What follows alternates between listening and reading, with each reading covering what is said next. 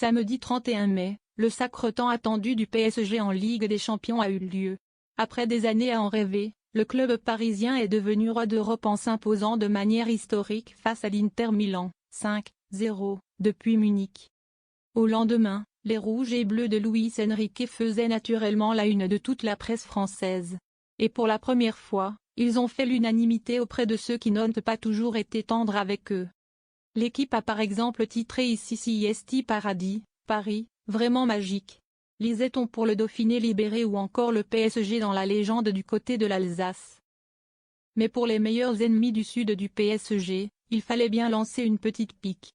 Ainsi, Siesti la phrase à jamais les deuxièmes qui a été affichée dans la Provence. Référence à la devise de l'homme depuis leur victoire en Ligue des Champions il y a de cela 32 ans, à jamais les premiers. Il s'agit aussi là d'une réponse à la une du Parisien qui avait lancé les taquineries avec à jamais les meilleurs. Sophie Tapie avait elle aussi une réaction du même genre sur son compte Instagram. Triste et pathétique, Pierre Lescure ne mâche pas ses mots et dénonce la une de la Provence.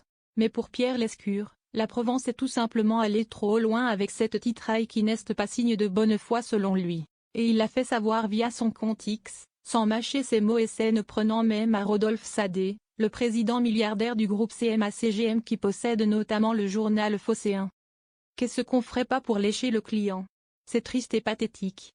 En faire le titre, là où les vainqueurs du Barça et du Bayern ont pris 5-0, dans une espèce de perfection de l'équipe la plus jeune du continent, c'est nul. Mais si l'armateur est content, à lâcher celui qui a été président du PSG de 1991 à 2002.